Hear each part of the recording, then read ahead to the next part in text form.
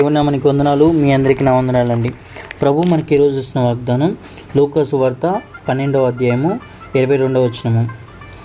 ఏమి తిందుమో అని మీ ప్రాణమును గూర్చైను, ఏమి ధరించుకుందుమో అని మీ దేహమును గూర్చైను చింతింపుకుడి. Praise lord.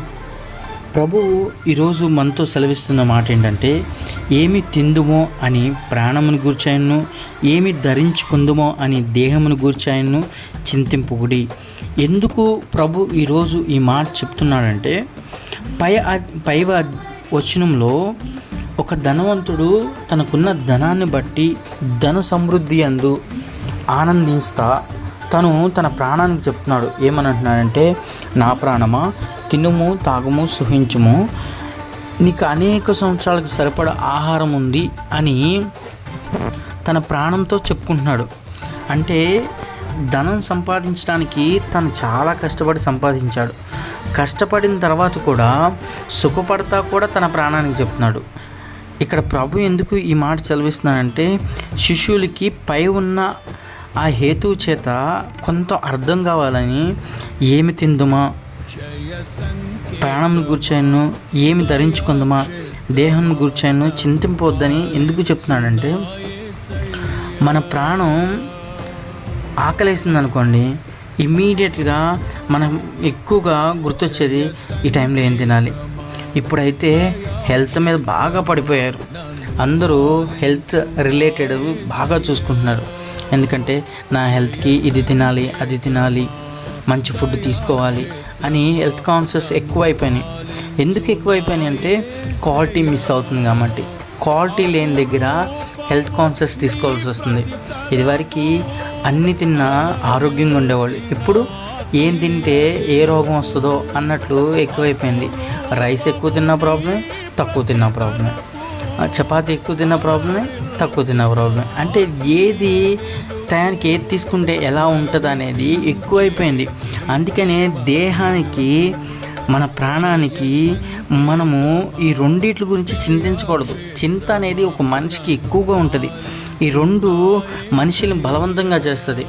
కుటుంబంలో లేకపోయినా పర్లేదు, కానీ మన దేహానికి, మన ప్రాణానికి నెమ్మది ఉండాలని ప్రతి ఒక్కరు ఉద్దేశం ఉంటుంది. నాదైనా ఎవరిదైనా ఉద్దేశం ఏంటంటే, నేను టయానికి తినాలి, టయానికి కాసేపు పడుకుంటే బాగుంటుంది అనేది ఫీలింగ్ వస్తుంది. ఎందుకు ఈ ఫీలింగ్ వస్తుందంటే, మన ప్రాణం హ్యాపీగా ఉండాలని మనం ఎప్పుడు ఆలోచించుకుంటాం. మనం ప్రాణాన్ని హ్యాపీగా ఉంచుకోవడం కోసం. ఈరోజు ప్రభు మనకేం చెప్తున్నాడంటే, చింతించొద్దు. కొంతమంది అయితే దీన్నే పనిగా పెట్టుకుంటారు. ఈరోజు తినేసామా, రేపేం తినాలో, ఈరోజు మధ్యాహ్నం తినేసామా, సాయంత్రం ఏం తినాలి, పొద్దున్న తినేసామా, మధ్యాహ్నం ఏం తినాలి, మధ్యాహ్నం తినేసామా, సాయంత్రం ఏం తినాలి, సాయంత్రం తినేసామా, పొద్దున్న ఏం తినాలి, మళ్ళీ రేపేం తినాలి, ఎల్లుండి ఏం తినాలి అంటే ఇదే ఆలోచనలో ఉంటారు. ఈ భూ సంబంధమైన దాని మీదే ఎక్కువగా ఆలోచిస్తూ ఉంటారు. ఈరోజు ఈ డ్రెస్ వేసుకున్నాం, రేపు ఏ డ్రెస్ వేసుకుంటే బాగుంటుంది. అందుకని ఇంకా ప్రభువు వాళ్ళకి అర్థమయ్యేలాగా, మనకు అర్థమయ్యేలాగా క్షుణ్ణంగా, స్పష్టంగా ఇదే అధ్యాయంలో మనకు తెలియజేస్తున్నారు. ఏమనంటే, మనము ఆహారం కంటే ప్రాణము, వస్త్రం కంటే దేహము గొప్పవి కావా. మనము గొప్ప వాటిని చూడాలి. ఏంటిది ఆహారం కంటే గొప్పది? ప్రాణం.